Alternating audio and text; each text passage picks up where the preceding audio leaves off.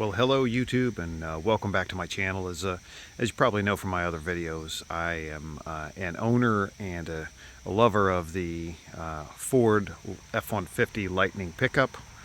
My particular one is a 2023. This is a standard range, so unlike a lot of the reviews about the extended range, this is an XLT.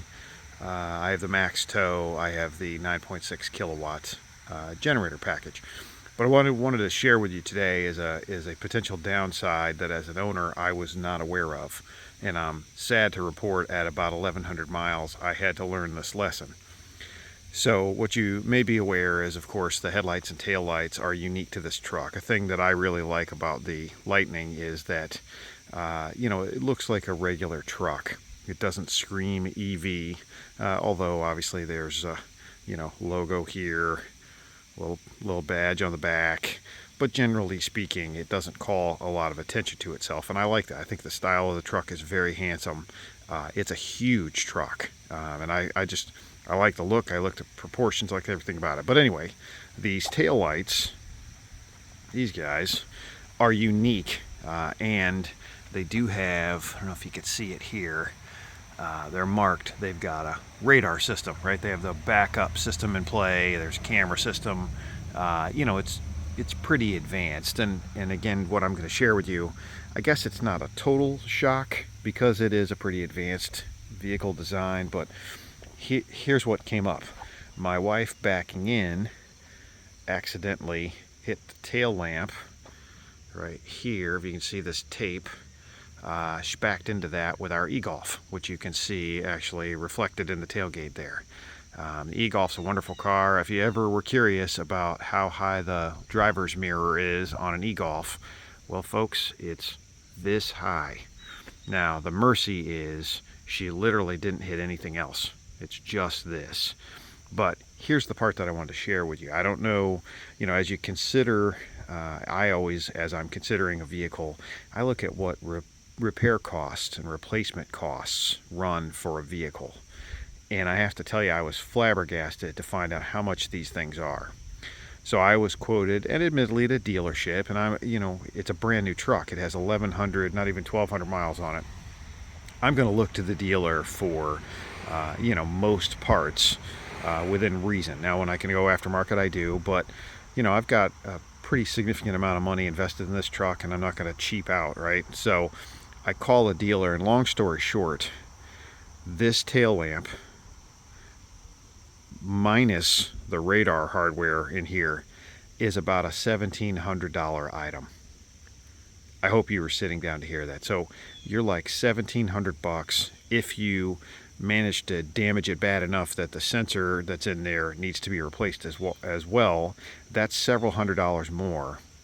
And the long story short, I was quoted, installed and programmed, right around $2,800, including sales tax. And I got to tell you, I was shocked. Obviously, I know, again, I view this as an F-150 that happens to be electric. And I do know, I was aware that the tail lights are different than the regular F-150. In my wildest dreams, I could not have imagined it's that expensive. There is some salvation, however, because I did learn through the forums on Facebook, mercifully. I've been watching those, and some other guys have had these problems because, of course, particularly the guys that work them. I don't. This is a passenger vehicle for me that I drive somewhat infrequently, but the guys that are working these, they're going to damage a tail light eventually, probably. What I learned was that there already are some of these getting wrecked, and there is the potential to buy used. So the long story short is I've procured a used tail lamp out of a truck that was damaged on the other side. So I'm looking forward. It's actually supposed to arrive today. Looking forward to that. I'll probably put something up relating to the replacement. And the good news is I've seen a lot of information about the ability to move my electronics over to this lamp, the new lamp assembly, so I don't have to have it programmed. So long story short, stay tuned for that. But the reason for the replacement, just to get back to this for a second, there's actually, you can't see it here, the strapping tape looks ridiculous, but it's what I had on hand, and I wanted to keep water out. she literally broke a big chunk out, and you can actually see this crack that emanates up through here. So as far as I'm concerned, this housing is useless. I don't know that there will be anything that I can do with it in the future, but just wanted you to be aware, because this is the kind of thing that wouldn't have occurred to me. I can't imagine, you know, a 3-month-old truck with 1,100 miles, 1,200 miles. I wouldn't have expected this to happen, and obviously she didn't do it on purpose, and, you know, it is what it is. But just beware. Some of the parts on this truck are very unique. They're very costly. You know, by my feeling, you know, originally I wanted to go OEM. There is no aftermarket solution. And I wanted to go new because the truck is new.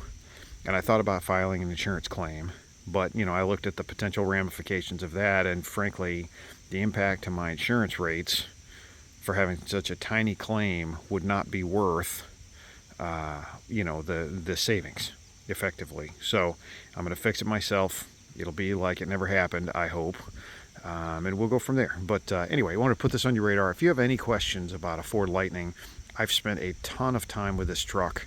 More than happy to help, from charging to charging adapters for Tesla, the overall ownership experience, driving experience, you name it. I can probably help you with some information, and I'm happy to do so.